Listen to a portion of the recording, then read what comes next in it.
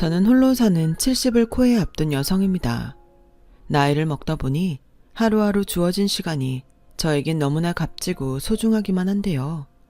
지금은 나름의 여유를 갖고 평화롭게 살고 있지만 걸어온 제 인생길은 그다지 평온하진 않았답니다.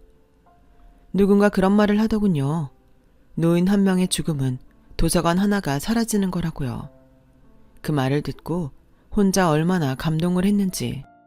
그러면서도 저의 인생도 누군가 그런 이야기를 해주며 아쉬워할까 하는 생각에 용기를 내어 제 사연을 신청하게 되었어요. 저는 애석하게도 저를 엄마라 부를 자식이 없어요. 그저 임신이 좀 늦는다고 생각했는데 제가 불임이었더라고요. 하지만 전 그 사실을 알지 못했어요. 제가 젊었을 때만 해도 그저 아이는 하늘이 주는 거라 생각했거든요. 지금이야 산부인과에 가서 검사도 미리 하고 행여 불임이라도 치료도 가능한 세상인데 제가 젊을 땐 불임은 여자 혼자 모든 걸 끌어안아야 하는 재앙 같았어요. 젊은 사람들이 제 말을 듣는다면 뭘 그렇게까지 생각해야 하나 놀랄지도 모르겠는데 저는 아이가 생기지 않는다는 이유로 시댁에서 쫓겨나 남편에게 이혼을 요구당했어요. 그게 결혼하고 5년 만에 일어난 일이었는데요. 따지고 보면 애정도 없는 그런 결혼이었죠. 20살을 넘기고 친척 소개로 중매 결혼을 했거든요. 저희 친정은 형편이 그리 좋지 않았어요. 딸 셋, 아들 하나 집인데 저희 부모님은 아들밖에는 관심이 없었죠. 그래서 딸들은 나이가 차면 얼른 시집을 보내고 싶어 하셨어요. 저는 딸 중에 셋째였는데 지금 생각하면 바보 같지만 언니들이 그렇게 시집을 가서 저도 당연히 그렇게 하는 게 맞다고 생각했어요. 언니들이 중매 결혼이긴 했지만 시집을 가고 다들 아이 낳고 행복하게 살았거든요. 그래서 저도 당연히 언니들처럼 그런 삶을 살 거라고 믿었는데 아이가 생기지 않으니 저를 예뻐하시던 시부모님도 점차 저를 홀대하기 시작하셨고 급기야 남편은 저와는 더 이상 노력을 해도 자식을 가질 수 없다는 명분으로 대놓고 바람을 피기 시작했는데 어느 날 갑자기 20살은 넘었을까 싶을 정도로 어린 여자를 데리고 오더니 제가 쓰는 안방에 짐을 풀게 했어요. 그리고는 저에게 이런 말을 했죠. 이제부터 이 방은 나랑 이 여자가 쓸 거야. 그러니 당신은 지금 당장 우리 방에서 당신 물건 빼. 네? 물건을 빼라고요? 당신 도대체 무슨 짓을 하는 거예요? 그럼 나는 어쩌라고요? 왜 저 여자랑 당신이 우리 방을 써요? 보면 몰라. 이제 당신은 나한테 아무것도 아니야. 오늘부턴 저 여자가 내 부인이라고. 아이도 못 걷는 주제. 설마 내가 당신을 평생 부인 대접해줄 줄 알았어? 여보. 어따 대고 여보야. 당신은 이제부터 우리 집 식모야. 싫으면 이혼하고 친정 가든가. 아니 어떻게 나한테 이럴 수 있어요? 그래도 내가 조강지처인데. 조강지처 좋아하네. 칠거지약 몰라? 여자가 애를 못 낳으면 쫓겨나는 거라고. 근데 난 선택할 기회를 주잖아. 난 절대 인정할 수 없어요. 저기요. 무슨 말을 듣고 왔는지는 모르겠지만 이 방 주인은 아니까 당장 나가요. 어머님 아버님께 뭐라고 할 건데요? 저는 적어도 그래도 시부모님은 제 편을 들어주실 거라고 믿었어요. 그래서 기세등등한 남편과 그날 처음 본 그 여자에게 지지 않고 말을 했는데요. 그때였어요.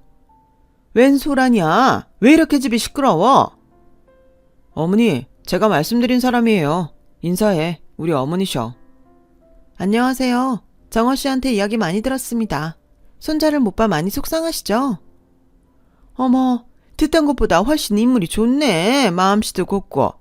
그래요. 난 뭐 바라는 거 없어요. 그저 떡 두꺼비 같은 손자만 낳아줘요. 그리고 넌 얼른 들어가서 니 짐 빼고 합방할 수 있게 이불도 깔아놔라. 어머니, 지금 그걸 저보고 하라고요? 그럼 내가 하리? 남들은 다 하는 임신도 못하는 게 왜? 그건 하기 싫어? 그럼 나가. 나도 손주도 못 낳는 너 여기 살게 하고 싶지 않다. 왜 하필 너 같은 게 우리 집에 들어와서 이 고생을 시켜? 다른 여자들 같았으면 진작에 손주 둘 셋은 안겨줬겠다. 어머니, 그만 속상해 하세요. 제가 오늘부터 노력해서 올해가 가기 전에 아이 갖도록 할게요. 저는 둘, 셋이 아니라 5, 6까지도 낳을 자신 있어요. 어머나, 말하는 것부터 아주 딱 마음에 든다. 그래, 이젠 네가 내 며느리고 난 너만 믿는다. 뭐해? 너 빨리 우리 며느리 쉴 수 있게 이불부터 깔아. 봤지? 당신이 믿는 부모님도 다 허락한 일이야. 여기 남아서 이 사람 종로로 타든가 아님 나가든가 선택해. 저는 그때 제 인생이 끝난 것 같았어요. 지금이야 무슨 저따위 집이 다 있을까 싶은 이야기지만요. 그래서 저는 친정에는 차마 돌아갈 수가 없어 큰언니에게 연락을 했어요.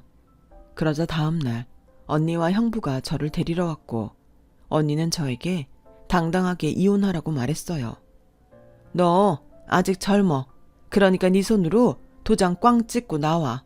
애 못 낳는다고 이렇게 하는 집안이면 다른 것도 보나 마나야. 아니, 지금 뭐라고 했어요? 우리 집이 어디가 어때서? 애 못 낳는 여자가 어디 여잔가? 그런 걸 시집 보냈으면 죄송하다고 해야지. 보나 마나라고? 나 참 기가 막혀서. 그리고 왜 언니가 와서 이래라 저래라 하는 건데요? 왜요? 언니가 동생 이렇게 사는 걸 못 보겠어서 데리러 왔는데 무슨 문제 있어요? 그리고 아직 이혼하지도 않았는데 여자부터 들이게 하는 집안이 정상이에요? 노영이, 빨리 도장 찍고 나와. 언니는 굉장히 화가 난 얼굴로 저에게 말했어요. 그런데 이상하죠? 언니가 그렇게 화를 내는데 저는 기분이 하나도 나쁘지 않았어요. 오히려 언니 집에 가는 내내 언니가 화를 내며 그런 집구석 뭘 보고 시집을 보냈냐고 친정도 가지 말라고 하더군요. 그렇게 저는 한 번의 결혼 실패를 겪은 뒤 큰언니 집에 머물게 되었어요. 형부가 작은 공장을 운영하고 있었는데 거기서 일을 배우며 자립하기 위해 노력했죠. 그러다 형부가 아는 거래처 사장이 있는데 사람이 너무 좋다고 저에게 한번 만나보면 어떠냐는 말을 했어요. 저는 이혼의 상처가 있어서 누굴 만날 생각이 없었는데 계속 거절하는 저에게 형부는 그 사람이라면 저를 끝까지 아껴줄 거라고 한번 만나보라고 고집을 피우셨어요. 알고 보니 저도 모르는 사이 그 사장이라는 남자가 저를 보고 갔는데 제가 시집에서 쫓겨난 사정을 듣더니 불같이 화를 내며 제가 너무 안쓰럽다고 했는데 그때 형부가 아, 이 사람이다 했다는 거 있죠. 하지만 언니는 생각이 달랐어요. 당신 그만해. 그 박 사장님 부인이 둘째 낳다가 죽었다고 하지 않았어?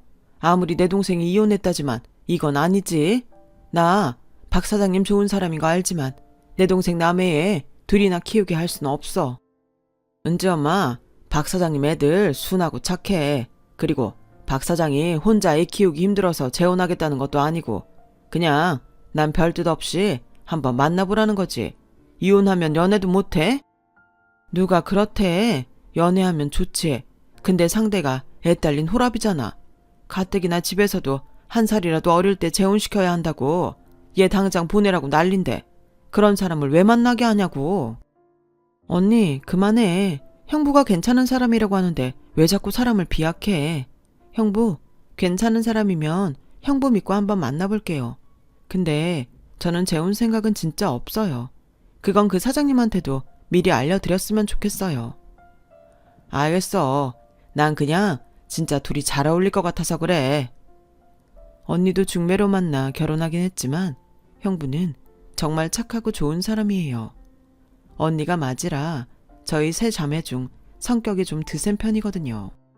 그런데 형부는 그런 언니의 성격이 자기한테 없는 성격이라며 불같은 언니의 성격을 다 맞춰줬고 언니의 성에 차도록 일도 가정도 열심히 하는 사람이었는데 그렇다 보니 저는 함께 살면서 자매지만 언니가 많이 부러웠죠. 사실 언니는 신랑이 별로인 사람이면 시집간 날 바로 도망칠 생각을 하고 있었어요. 그건 저와 작은 언니가 다 알고 있었는데 사람이면 아무도 알 수 없다고. 천생배필을 그렇게 만나게 될 줄 누가 알았겠어요. 그렇기 때문에 형부가 적극 권하는 그 남자가 저는 은근 궁금하긴 했는데요. 그러면서도 한편으로는 아이가 있다는 말이 목구멍에 걸린 가시처럼 신경이 쓰였어요. 그런데 막상 그 사람을 만나러 간 날 처음으로 제 가슴이 떨리는 걸 느낄 수 있었어요. 분명 애가 둘이나 있는 사람이라고 해서 아저씨 같은 사람일 거라고 생각했는데 인물도 좋고 말솜씨도 좋은데다 자리를 이동할 때면 저를 먼저 챙겨주는데 태어나 그런 대접은 처음이었거든요. 누군가에게 대접을 받으니 저도 좀 괜찮은 사람 같은 기분도 들었고 서로 아픔이 있어 그런지 누가 먼저랄 것도 없이 배려를 하게 됐는데 그래서인지 서로 존중받는 느낌을 받았던 것 같아요. 그렇게 저는 한 번이 두 번이 되고 두 번이 세 번이 되면서 정식으로 그 사람과 교제를 하게 됐고 6개월 정도 지났을 때 그 사람의 아이들을 만나게 됐어요. 이 사람을 정식으로 만나면서 언제고 그런 날이 올 거라고 생각은 했지만 막상 그때가 되니 엄청 떨리더라고요. 어떤 아이들일까? 또 아빠랑 사귀고 있는 저를 싫어하면 어떻게 할까? 정말 오만 생각을 다 하면서 아이들을 만나러 갔던 기억이 나네요. 그렇게 만나게 된 그 사람의 첫째 아이는 6살 아들이었고 둘째가 4살인 딸이었는데 처음 만나는 그 자리에서 그 사람의 딸이 저를 보자마자 엄마라고 했어요. 저도 놀라고 그 사람도 놀랐는데요. 그때 기분이 정말 이상했어요. 엄마라니 온몸이 저릿했어요. 엄마 하늘나라에서 민경이 만나러 온 거야? 그게 이 바보야. 우리 엄마는 이제 못 와. 이 아줌마는 우리 엄마 아니거든? 아니야. 우리 엄마야. 하늘나라에서 민경이 보고 싶어서 내려온 우리 엄마라고. 엄마, 내 말이 맞지? 저는 어떻게 해야 할지 몰랐어요. 그러면서 한편으론 이 아이가 자기 엄마를 얼마나 그리워하며 기다렸을지 절절하게 느껴지더군요. 그래서 그냥 아무 말 하지 않고 그 사람의 딸아이를 품에 안아줬어요. 그리고 그 이유가 뭔지 모르지만 눈물이 나왔죠.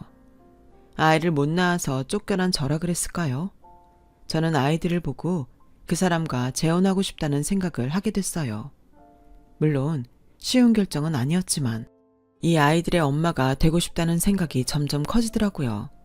그래서 만난 지 1년이 되던 해 조심스럽게 재혼 이야기를 꺼냈어요. 그러자 제 말에 한바구음을 지으며 사실은 오래전부터 저에게 청혼을 하고 싶었다는 그 사람의 말을 듣게 되었죠. 아무래도 제가 만나기도 전에 재혼 생각은 없다고 못을 박은 게 컸었던 모양이었어요. 그러면서 자연스럽게 아이들의 엄마이자 그 사람의 전부인에 대한 이야기를 듣게 됐어요. 아무래도 이젠 저도 알아야겠다는 생각이 들었거든요. 애들 엄마는 원래 몸이 많이 약한 사람이었어요. 그래서 첫째 낳고 고생을 많이 했는데 딸이 갖고 싶다고 둘째를 원했죠. 저는 안 된다고 했는데 그 사람은 너무 딸을 원했어요. 자기는 꼭 딸을 낳아야 행복할 것 같다고 고집을 피웠는데 그런 둘째를 안아보지도 못하고 세상을 떠났으니 애들 엄마한테도 미안하고 애들한테도 미안하고 정말 한동안은 폐인처럼 살았어요. 그 사이 애들은 저희 어머니가 돌봐주셨는데 그것도 불효 같고 정신을 차려야겠다 싶었죠. 사실 영희 씨한테 결혼하자는 말 너무 하고 싶은데 재혼 생각 없다는 말을 듣기도 했고 내 처지가 그런 말을 먼저 할 수 있는 처지가 아니라서 못했어요. 그런데 난 정말 영희 씨 아니면 재혼 생각 없거든요. 집에서는 하루라도 빨리 재혼해서 애들 엄마 만들어주라고 했지만 난 영희 씨 인생도 중요하다고 생각해요. 만약 여전히 나랑 재혼 생각이 있다면 내가 영희 씨를 최선을 다해서 행복하게 해줄게요. 근데 제가 왜 이혼했는지는 알고 있죠? 사실 재혼 생각하게 되면서 불안해서 한의원을 가봤어요. 근데 저는 역시나 아이를 가질 수 있는 몸이 아니라고 하더군요. 이런 저라도 괜찮을까요? 그럼요. 내 입장에서 이런 말 하는 건 맞는 건지 모르지만 나는 아이 욕심은 없어요. 그렇다고 영희 씨가 우리 아이들을 위해 나랑 결혼하길 바라는 것도 아니고요. 그냥 우리 둘이 늦게 만난 인연이라고 생각하고 서로 보듬고 삽시다. 저희 어머니가 영희 씨 불편해하면 아이들은 계속 맡아서 키우시겠다고 하세요. 네? 아니죠. 그건 안 될 말이에요.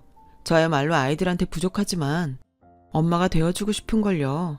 어머니한테 그건 절대 안 된다고 전해주세요. 사실 평생 엄마 소리 못 들을 거라고 생각했는데 얼마나 감사한지 몰라요. 물론 아이들이 저를 엄마로 받아줄지 모르겠지만요. 무슨 그런 소릴. 저희 딸하는 소리 못 들었어요. 정말 고마워요. 나 정말 이렇게 행복해도 되는 건지 꿈 같아서 꼬집어 보는 거 알아요. 봐요. 여기 빨갛죠? 아니, 왜 이렇게... 신기해서요. 그리고 너무 좋아서요. 우리 행복하게 잘 삽시다.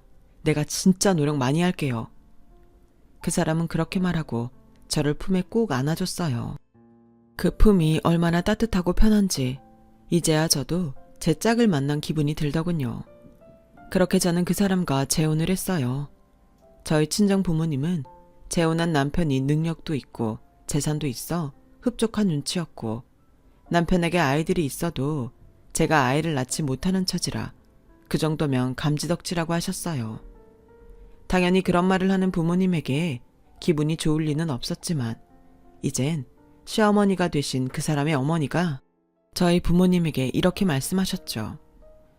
마음씨 착한 따님을 부족한 제 아들에게 주셔서 대단히 고맙습니다.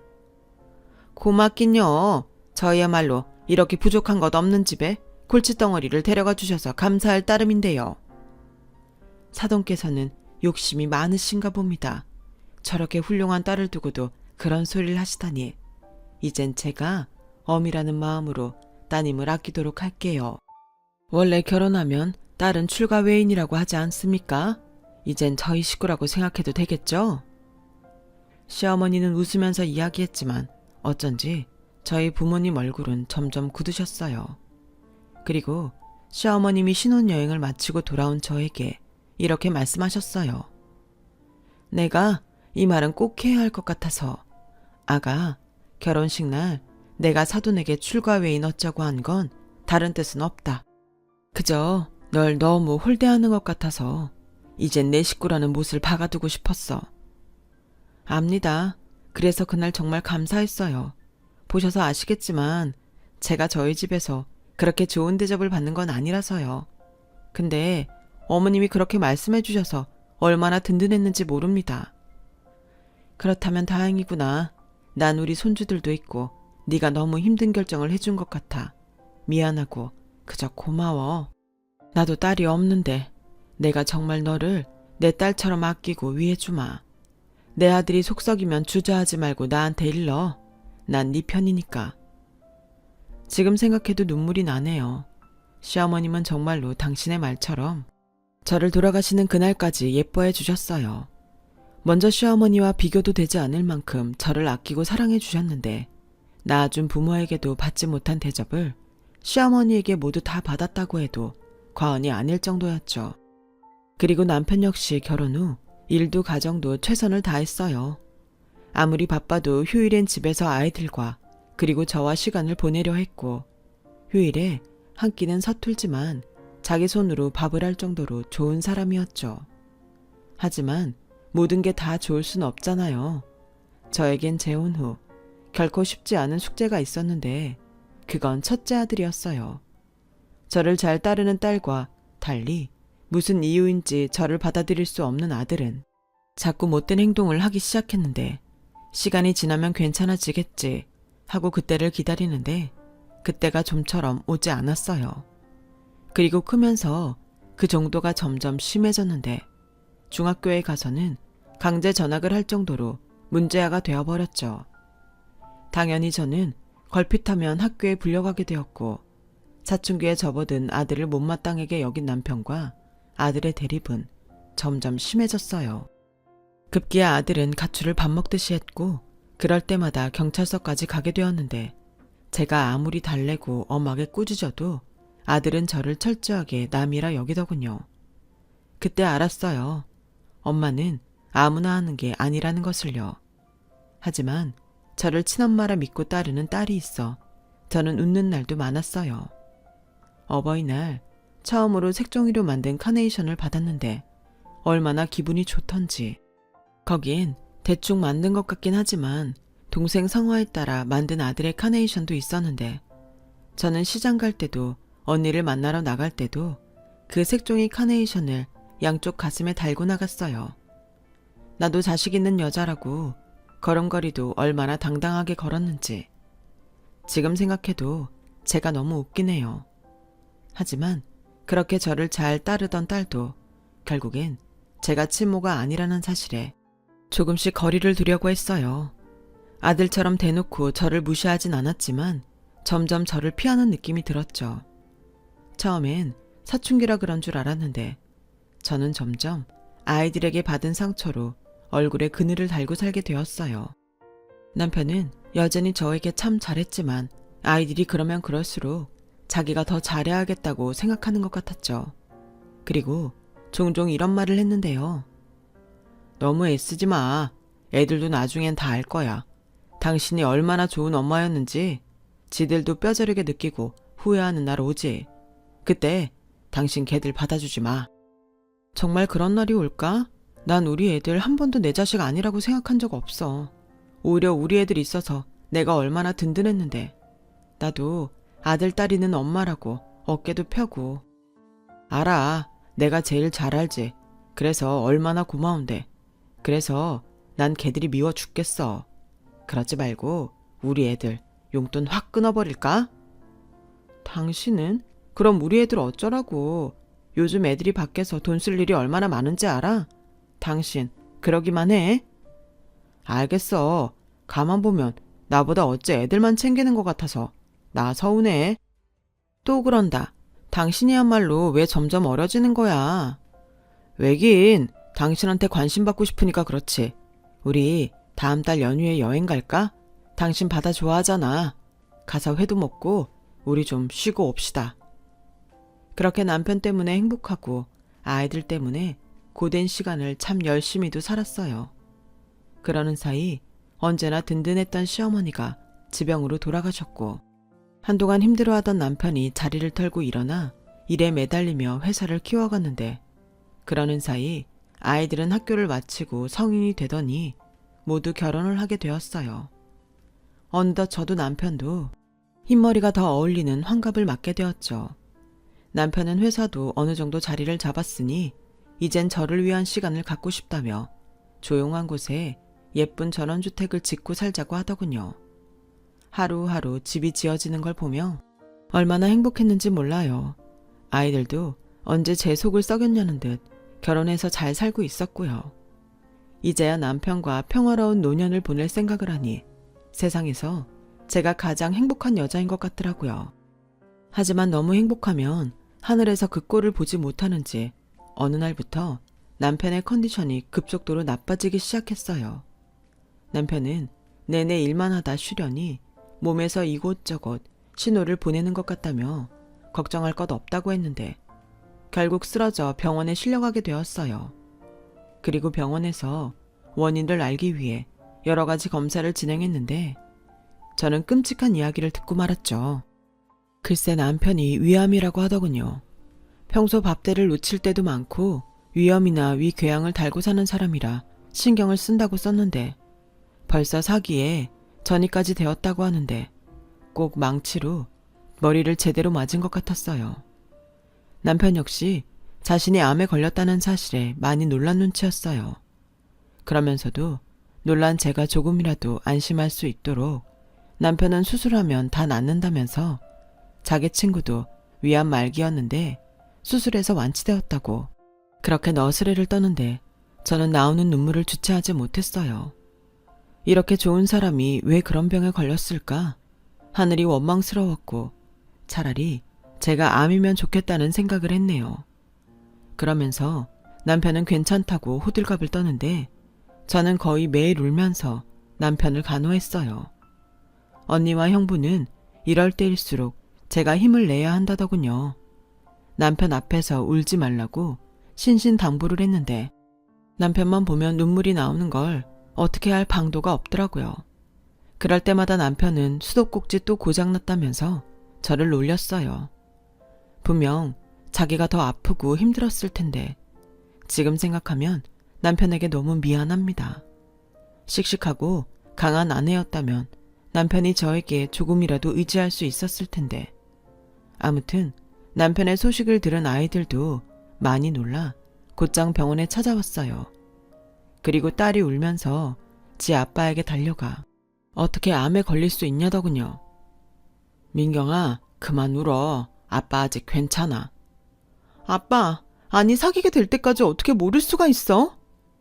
그러게 말이다. 그냥 똑같은 위험이나 괴양인 줄 알았지. 네 엄마가 이것저것 잘 챙겨줬는데 아빠가 너무 방심했나 봐.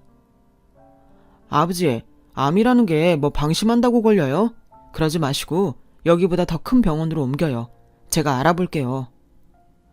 아니다. 나 여기서 수술받고 네 엄마랑 집에 갈 거야. 집에 가신다고요? 지금 아버지 제정신이세요? 제정신이야. 병원 생활 시작하면 끝도 없다. 난 시간이 얼마가 주어지건 집에서 네 엄마랑 지내고 싶어.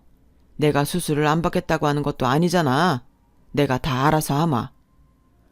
여보, 그러지 말고 건우 말 들읍시다. 난 당신만 살 수 있다면 병원 생활도 괜찮아. 이 사람이 집 다 지어놓고 왜 병원 생활을 해? 병원 다니면서 집에 있어도 돼. 아픈 사람은 아니까 내 의견 존중해줘. 하여간 내 말은 다 들어주는 것 같이 하면서 꼭 이럴 땐 고집을 부려. 그럴 거면 아프지나 말든가. 아유, 또 수도꼭지 고장났네. 그만 울어. 나 당신보다 오래 살 거야. 원래 아픈 사람이 골골거리면서 더 오래 사는 거 몰라? 남편은 그 순간에도 허허실실하며 저와 아이들을 달랬어요. 그리고 며칠 뒤 남편은 수술에 들어갔고 당장 급한 암은 제거했는데요. 워낙 전이가 많이 되어 있는 상태라 예후를 지켜봐야 한다고 담당 의사가 말했어요. 그러자 남편은 퇴원을 원했고 통원 치료를 하는 조건으로 집으로 가게 되었죠. 남편이 퇴원하는 날 아들이 찾아왔어요. 아무래도 남편의 퇴원을 도우러 온 것 같더군요. 어릴 때는 그렇게 부모 속을 썩이더니 그래도 자식된 도리를 하는 아들을 보며 저는 고마운 마음이 들었어요. 그런데 아들이 찾아온 이유는 다른 데 있었죠. 하지만 저희 부부는 그런 아들의 속을 알지 못했어요. 건우야, 오늘 와줘서 너무 고맙다. 집에까지 어떻게 갈까? 엄마 혼자 고민이 많았거든. 아들인데 다른 사람도 아니고 아버지 태어나는 건데 제가 해야죠. 아버지도 엄청 고마워하셔. 고맙다 아들. 그만하세요. 누가 들으면 진짜 아들인 줄 알겠어요. 그리고 저 아버지랑 할 말이 있는데 자리 좀 피해주세요. 그래. 알겠다. 들어가서 편하게 해라. 어릴 때도 그러더니 이미 시간이 많이 지났음에도 아들은 여전히 저에게 어려운 존재였어요. 그리고 1시간이 넘도록 남편과 아들의 대화가 이어졌고 저는 궁금하기도 했지만 아들이 원치 않을 테니 밀린 집안일을 하며 일부러 신경을 쓰지 않으려 했는데요. 아들이 할 말을 다 했는지 방에서 나왔고 저에게 인사를 하는 둥 마는 둥 하고 돌아가는데 곧이어 남편이 저를 불렀어요. 그리고는 건우가 자기한테 회사를 물려달라고 하네. 뭐 지금도 나 대신 회사 일을 저 녀석이 도맡아 하고 있긴 하지만 이참에 아예 재산도 미리 정리해줬으면 좋겠다는데 괘씸하기도 하고 미리 하면 좋을 것 같기도 하고. 당신은 어떻게 생각해? 건우가 그래? 당신 속상했겠네. 근데 건우 입장에서 불안할 수도 있을 것 같아. 당신이 이렇게 고집부리고 집에 왔잖아. 그래도 꼭 나 죽길 기다리는 것 같잖아. 나쁜 놈. 그럼 기를 쓰고 버티면 되지. 나한테는 나보다 오래 살 거라고 큰 소리 쳤던 사람이 어디 갔어? 근데 여보, 나는 회사 우리 건우한테 물려주고 당신은 편하게 당신 몸만 신경 썼으면 좋겠어. 스트레스 안 받는 것도 큰 거잖아. 남편은 결국 제 말에 아들에게 회사 대표 자리를 물려주기 위한 절차를 밟았어요. 회사 임원도 병에 걸린 남편보다는 젊은 아들이 회사 운영을 맡는 것이 좋다고 뜻을 모았고 딸도 전무자리에 앉히면서 아이들 모두 남편의 회사 경영을 맡게 되었죠. 그러면서 남편과 저는 무조건 잘 먹고 잘 쉬며 치료에 온 정성을 다했어요. 하지만 그런 지극정성에도 남편의 몸은 좀처럼 나아지지 않았고 결국 불가피하게 다시 병원에 입원하게 되었어요. 더 이상 집에서 통원할 수 없다는 의사 선생님의 판단이 있었거든요. 물론 남편은 끝까지 거부했어요. 죽더라도 집에서 죽겠다며 고집을 피우는데 예전에 다정한 남편의 성격도 점점 변하더군요. 매일 힘든 약을 먹고 진통제 없으면 버틸 수 없는 고통의 시간이 찾아오니 남편도 어쩔 수 없었을 거예요. 그리고 그런 날은 저에게 미안하다며 눈물을 보이기도 했는데 그렇게 하얀 눈이 내리는 겨울, 남편은 제 손을 꼭 잡고 깊은 잠에 들었어요. 더 이상 남편이 일어나지 않는다는 걸 알면서도 저는 눈물이 나진 않았어요. 아이들은 대성통곡을 하고 우는데 저는 그저 이젠 남편이 아프지 않아도 된다는 사실이 더 다행이라는 생각이 들었죠. 하지만 남편의 발인이 있고 혼자 집에 있는데 이젠 말랐다고 생각한 눈물이 한없이 터지고 말았어요. 이젠 끝이라고 생각한 제 인생을 누구보다 행복하게 해준 남편의 빈자리가 너무 컸으니까요. 그렇게 저는 남편을 보내고 거의 알아 누워 지냈어요. 애들이라도 보면 마음이 좀 나아질 것 같은데 괜히 미안해서 연락을 하지 못하겠더군요. 그러던 어느 날 초인종이 울렸고 낯선 사람이 저를 찾아왔어요. 그리고는 황당한 말을 하더군요. 사모님, 요 앞 부동산에서 나왔는데요. 집 내놓으셨죠? 집 좀 볼 수 있을까요? 네, 집을 내놓다뇨. 저 그런 적 없습니다. 잘못하신 것 같아요.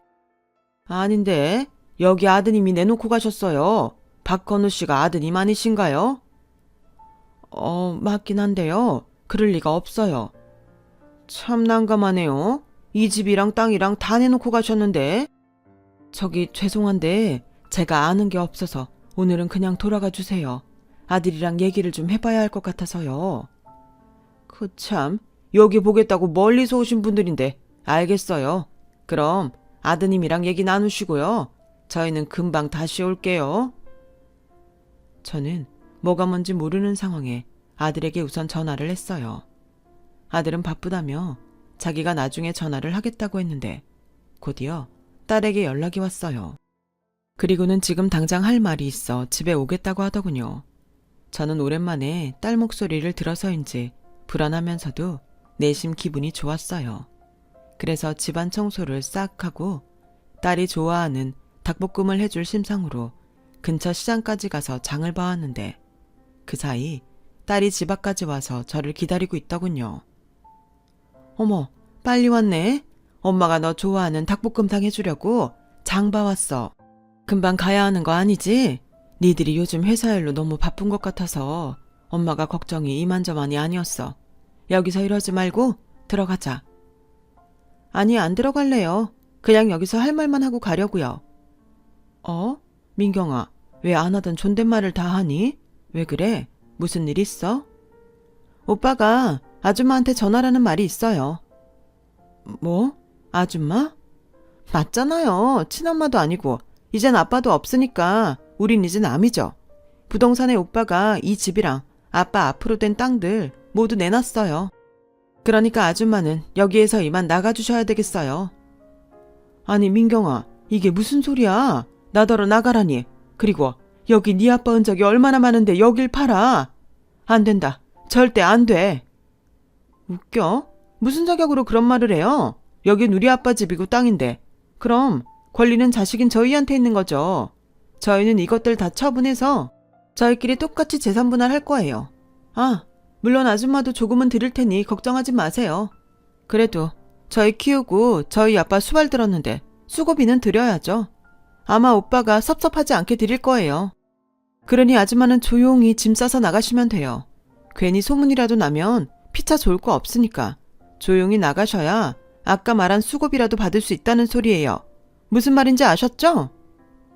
아니, 니들 도대체 왜 그러니? 비록 내가 너희를 배 아파 낳은 건 아니지만 난 니들 정말로 내 자식처럼 키웠어. 그건 네가 가장 잘 알잖아. 제가요? 저희 아빠 재산 보고 억지로 하신 건 아니고요. 뭐 그게 뭐든 상관없어요.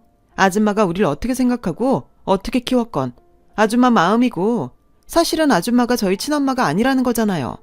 그러니 이만 우리 아빠 집에서 꺼져요. 딸은 그렇게 자기 말만 하고 차를 타고 가버렸어요. 제 손에는 지 먹이라고 잔뜩 사온 식재료들이 가득했는데 어떻게 그럴 수 있는지 저는 그만 장바구니를 놓치고 그 자리에 털썩 주저앉고 말았어요. 두 다리에 힘이 풀렸거든요. 배 아파 낳지는 않았지만 얼마나 정성을 들여 키운 자식들인데 하염없이 눈물만 났어요. 할 수만 있다면 제 속을 다 꺼내서 내 마음은 이렇다고 보여주고 싶은 심정이었죠. 그리고 며칠 뒤 정말로 저는 집에서 쫓겨나고 말았어요. 게다가 저는 남편에게 생활비를 받으며 살았기 때문에 제 앞으로는 남은 재산도 없어 그야말로 방 한 칸 얻을 돈이 없었는데 나이는 많고 돈은 없고 정말 비참하더군요. 저는 고민했어요. 이대로 그냥 남편을 따라가는 것이 좋을지 어떻게 하든 살아야 좋을지 정말 바보가 된 것처럼 멍해지더군요.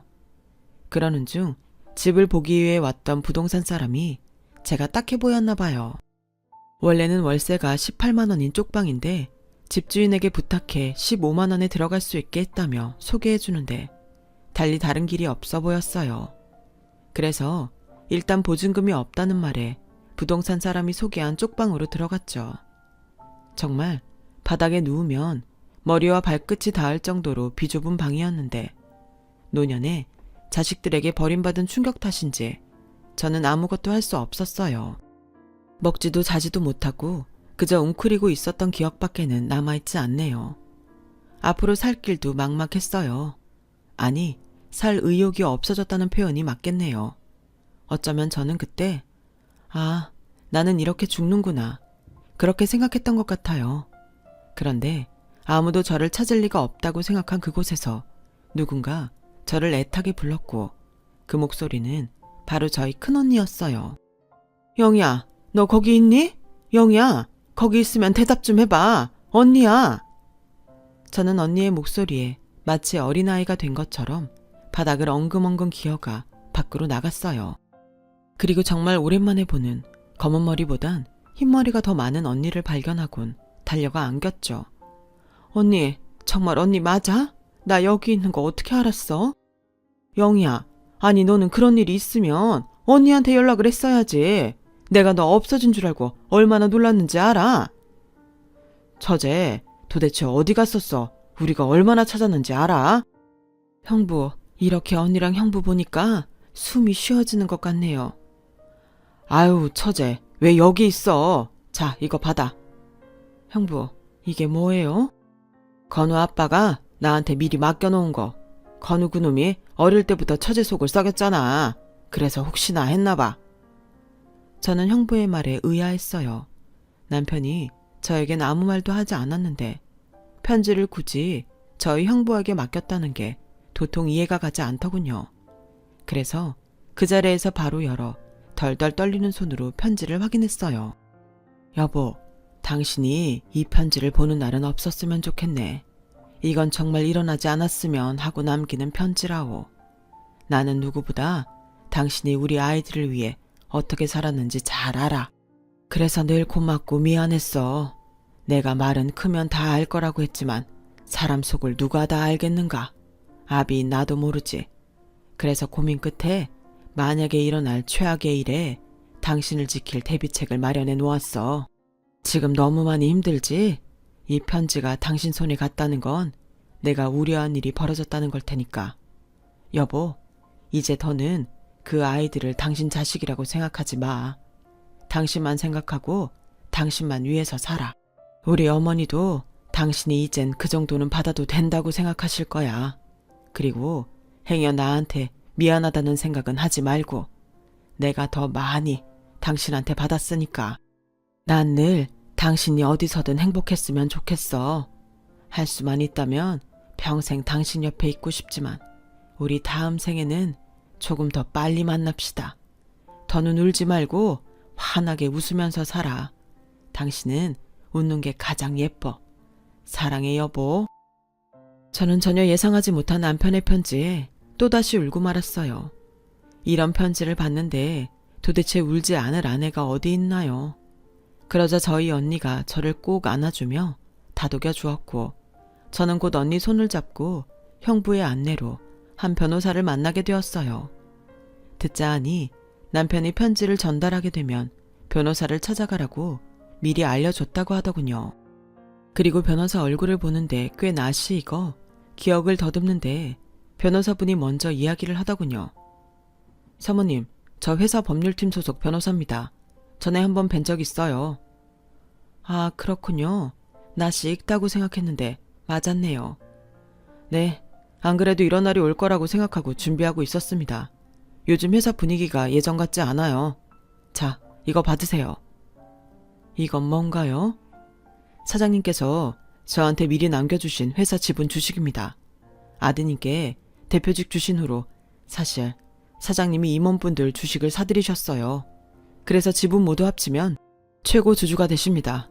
지금까지는 다른 분 이름으로 관리를 했는데 그래서 아드님은 현재 최고 주주가 누군지 몰라요.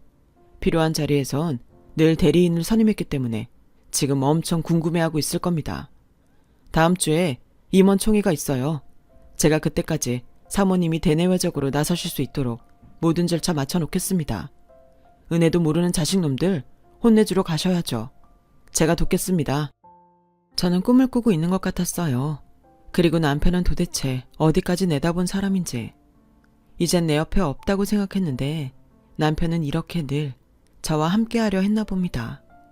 저는 새삼 제 남편이 너무 고마웠어요. 그리고 다음 주 임원 총회 날이 되었고 저는 변호사를 대동한 채 회사로 향했어요. 저를 본 딸은 놀라서 그 자리에서 경악을 했고 아들은 왜 부인이 여길 왜 오냐며 저를 당장 끄집어내라고 소리쳤는데 변호사가 저를 최고 주주로 소개하며 대표 해임 및 교체권을 행사했어요. 지금 뭐라는 겁니까? 권 변호사님, 왜 그러세요? 그 여자는 이제 더는 우리 집안이랑 상관없는 사람입니다. 갑자기 최고 주주라니 이게 말이 됩니까? 아버지 주식은 제가 다 갖고 있어요. 확인이 필요하시면 이 서류를 보시면 됩니다. 그리고 거듭 말씀드리지만 최고 주주는 노희영 사모님이십니다. 따라서 박건우 대표와 박민경 전무 해임권을 지금부터 투표로 정할까 합니다. 이미 임원분들도 사전에 고지 받으셨죠? 말도 안 돼. 오빠가 최고 주주 아니었어? 아니야. 이건 뭔가 단단히 잘못됐어. 권 변호사, 너 지금 뭐 하는 거야? 지금 누굴 엿먹이려고 작당인데? 나 참 기가 막혀서. 우리 아버지가 자식인 나한테 이럴 리가 없잖아. 이게 말이 돼? 저 여자가 문제야. 저 여자가 또 뭔가 꾸민 거라고. 꾸미긴 뭘 꾸며? 내가 한 거라곤 니들 내 자식처럼 키운 것밖에 없어. 네가 그렇게 불효막심한 짓을 하니까 네 아버지가 여기까지 대비를 해놓으신 거지. 고맙다. 아주 고마워. 내 새끼라고 키운 보람은 없지만 니들이 이렇게 나를 여기까지 오게 하는구나. 당장 나가거라. 니들은 자격 없어. 능력도 없으면서 욕심만 잔뜩 있는 니들이 네 아버지 회사를 어떻게 운영하겠니? 안 봐도 뻔하지. 니들 배만 불릴 생각이었잖아. 그래서 당신이 이제 해보겠다. 당신이 뭘 알아? 누가 내가 한대? 너보다 훨씬 훌륭한 전문 경영인 고용해서 앉힐 거야. 이 회사가 어떤 회사인데? 아마 니들 아버지도 그걸 바라실 거다. 그때였어요. 제가 잔뜩 독이 올라 말을 하니 딸이 먼저 뛰어나와 무릎을 꿇더니 바닥을 기며 저에게 빌면서 말했어요. 엄마, 잘못했어. 난 오빠가 시키는 대로 한 것뿐이야. 엄마도 알잖아. 내가 엄마를 얼마나 좋아했는데. 근데 오빠가 자꾸 엄마는 가짜 엄마라고. 우리 재산 다 뺏으려고 아빠랑 결혼한 거라고 자꾸 세뇌를 시키니까 나도 모르게 엄마한테 못되게 굴었어. 엄마, 나는 빼주면 안 돼? 나 생각보다 일 잘해. 박민경, 너 지금 뭐하냐? 너 지금 저 여자한테 구걸하는 거야? 오빠 너도 살고 싶으면 빌어. 까놓고 이거 다 오빠가 계획한 거잖아. 집 한 돈도 결국엔 나한테 주지도 않았으면서. 이씨, 너 진짜 이럴 거야? 이럴 때일수록 너랑 나랑 힘을 합쳐야지. 힘 같은 소리 하네. 내가 바본 줄 알아? 오빠, 아빠 눈 밖에 나서 엄마 미워하고 나도 엄마 미워하게 한 거잖아. 아빠 죽기만 바라던 사람이 누군데? 죽으려면 혼자 죽어. 참 부끄럽더군요. 그래도 한때 자식이라고 키운 아이들인데 아이들이 돈 앞에서 저리 눈에 쌍심지를 켜고 싸우는 모습을 보니 이 모습을 남편이 보지 않아서 다행이라는 생각이 들었어요. 그리고 더는 사람들 눈에 그 아이들의 추태가 보이는 게 싫어 사람을 시켜 그 둘을 내쫓았고 딸은 울고 아들은 발악을 하며 그렇게 회의실 밖으로 쫓겨났어요. 아이들이 자신의 그릇을 몸소 증명했으니 회의 결과는 보나 마나였고요. 그렇게 저는 최고주주라는 자리를 지키며 회사에 까다로운 심사를 통한 전문 경영자를 고용했어요. 그리고 남편은 더는 아이들을 생각하지 말라고 했지만 그래도 키운 정이 뭔지, 아니 제 자식은 아니더라도 남편의 자식은 맞기에 아이들이 원하면 제일 밑바닥부터 다시 시작할 수 있도록 조치를 해놨어요. 그러자 딸은 좀 해보겠다고 며칠 나온 것 같은데 일이 힘들고 돈이 되지 않는다며 일주일도 되지 않아 회사를 자기 발로 나갔고, 아들은 제일 높은 곳에서 제일 낮은 곳으로 떨어진 위치가 용납이 되지 않는지 회사에는 발도 붙이지 않고 있어요. 그러거나 말거나 저는 기회를 줬고 그 기회를 잡을지 말지는 그 아이들의 몫이므로 저는 더는 신경 쓰지 않기로 했어요. 저도 이젠 늙었는지 상처받는 게 두려워 마음을 닫게 되더군요. 그 뒤 저는 웃돈을 주고 남편과 살던 집을 다시 샀어요. 남편과 많은 꿈을 꾸며 지은 집이기에 꼭 되찾고 싶었거든요. 집으로 다시 돌아간 날 처음으로 꿈에서 남편을 봤어요. 남편이 건강했던 그 모습 그대로 저를 보고 환하게 웃는데 저도 그날은 울지 않고 환하게 웃어줬어요. 제가 웃는 게 가장 예쁘다고 하던 남편이니까요. 그리고 저는 이제는 모든 것을 내려놓고 그저 하루하루 조용히 살아가고 있습니다. 곧 70을 바라보는 나이지만 건강이 허락하는 그날까지 남편을 생각하며 소중한 우리 집에서 여생을 조용히 보내고 싶은 마음입니다. 가끔 이런 꿈을 꾸기도 해요. 이미 제 손을 떠난 아이들이지만 그 아이들이 언제고 지난 날을 반성하고 너무 늦지 않게 사람다운 구실을 하게 된다면 그때는 그래도 너무 늦지 않아 다행이라고 따뜻한 밥 한 끼 해먹일 수 있었으면 좋겠다고요. 저는 아직도 기억합니다. 딸아이가 저를 보며 처음 엄마라고 불러주던 그때와 싫다고 하면서도 학교에 늘 찾아가 자기 편을 들어줄 때 제 뒤에 꽁꽁 숨었던 아들의 모습을요. 아이들은 알까요? 아직도 제 화장대 서랍엔 오래전 그날의 색종이 카네이션이 고이고이 보관되어 있다는 걸요. 그리고 그 카네이션을 받았을 때 제가 얼마나 행복했는지 아이들이 꼭 알았으면 좋겠습니다.